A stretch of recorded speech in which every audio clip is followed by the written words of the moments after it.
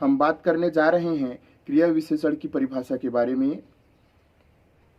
वह शब्द जो हमें क्रियाओं की विशेषता का बोध कराते हैं वे शब्द क्रिया विशेषण कहलाते हैं।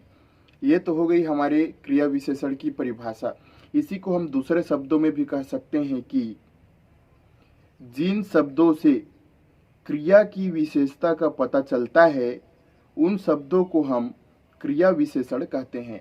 तो ये तो थी हमारी क्रिया विशेषण की परिभाषा। वह शब्द जो हमें क्रियाओं की विशेषता का बोध कराते हैं वे शब्द क्रिया विशेषण कहलाते हैं। तो आइए अब हम क्रिया विशेषण से संबंधित कुछ उदाहरण देखते हैं। जैसे कि उदाहरण में पहला वाक्य देखिए, वह धीरे धीरे चलता है। यहाँ पे आप देखेंगे कि धीरे धीरे जो शब्द है वह डार्क है, मतलब कि इस वाक्य में धीरे धीरे यह शब्द विशेषण हो जाएगा, क्रिया विशेषण हो जाएगा, क्योंकि यह शब्द क्रिया की विशेषता बता रही है। क्रिया हमारा क्या हो गया? धीरे, यानी कि धीमा चलना है ना, तो उसको चलना ये हमारा क्रिया है और क्रिया की ही विशेषता यह शब्द बता रहा है कि धीरे धीरे। एक बार फिर से देखेंगे, जैसे कि हमारा ये वाक्य है, खरगोश तेज दौड़ता है। खरगोश तेज दौड़ता है, इस वाक्य में हमारा क्रिया क्या है? इस वाक्य में हमारा दौड़ना एक क्रिया शब्द है। दौड़ना एक हमारा क्या है? क्रिया शब्द है। और दौड़ना की विशेषता क्या बता रहा है? ये जो तेज शब्द है वह बता रहा है कि दौड़ता है।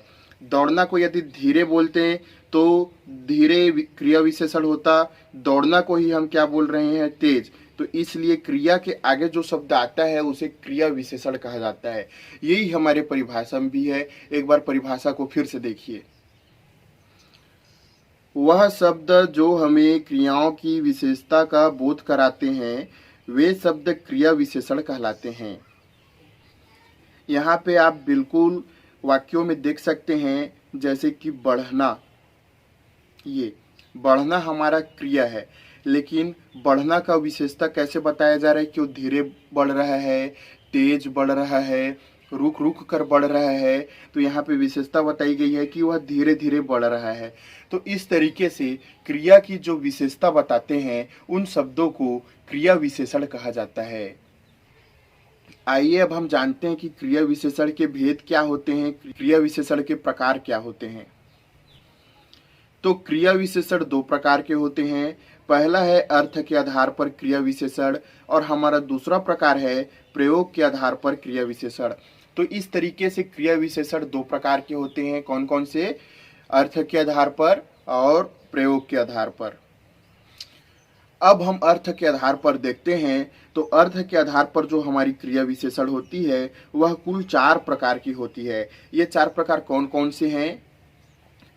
पहला प्रकार है हमारा कालवाचक क्रिया विशेषण, दूसरा प्रकार है हमारा रीतिवाचक क्रिया विशेषण, तीसरा प्रकार है हमारा स्थानवाचक क्रिया विशेषण और आखिरी हमारा प्रकार है परिमाणवाचक क्रिया विशेषण। तो इस प्रकार से जो क्रिया विशेषण के भेद हैं अर्थ के आधार पर 4 प्रकार के होते हैं। आइए अब हम जानते हैं कि प्रयोग के आधार पर क्रिया विशेषण कितने प्रकार के होते हैं। तो प्रयोग के आधार पर क्रिया विशेषण 3 प्रकार के होते हैं। तीनों का नाम देखते हैं। पहला है हमारा साधारण क्रिया विशेषण, दूसरा है हमारा संयोजक क्रिया विशेषण और तीसरा है हमारा अनुबंध क्रिया विशेषण। तो इस प्रकार से क्रिया विशेषण प्रयोग के आधार पर 3 प्रकार के होते हैं। एक बार फिर से हम क्रिया विशेषण की परिभाषा देखते हैं। वह शब्द जो हमें क्रियाओं की विशेषता का बोध कराते हैं वे शब्द क्रिया विशेषण कहलाते हैं। तो ये तो थी हमारी क्रिया विशेषण की परिभाषा। उम्मीद करता हूँ आपके सारे डाउट क्लियर हो गए होंगे। फिर भी कोई डाउट होगा तो कमेंट बॉक्स में कमेंट जरूर करें।